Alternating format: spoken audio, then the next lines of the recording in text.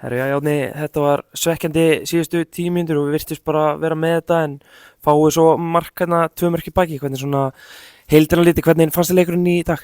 Mér fannst fyrri hálfleikur mjög góð, byrjuðum mjög vel, komst 2-0 yfir. Svo eðlilega kannski föllum við aðeins og gefum svolítið mikið pláss og þarna bara súrt að fá svona smá auðlamörk á okkur, sérstaklega mark nr. 2. En þarna bara stoltur af strákunum, góður árangur og bara, já, ánægður með þá.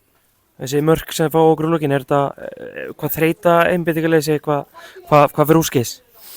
Já, það getur alveg verið einhver þreyta í mönnum. Við ákvaðum að skipta ekki mörgum inn á meðan Valur skiptir 6 mönnum held ég eða 5 mönnum sem eru bara frábæra leikmenn og auðvitað verður kannski aðeins meiri svona orka hjá þeim í lokin en svo bara þegar þú fellur tilbaka og ert mikið í vörn þá verður þetta alltaf erfiðara og því fór sem fór. Núna er mánuður í lengjudeildina, hvernig ætlar að nýta þessar 4 vikur fram á móti, undirbúa liðið sem best? Ég held nú að það sé meira en 4 vikur en við erum bara til Tenerife á morgun, æfingarferð og svo hefur við bikarleik eða leiðu komum heim og þá er cirka mánuður í mót og svo þurfum við bara að vera ferskir og spila ykkur æfingarleiki og vera bara klárið þegar fyrsti leikur er.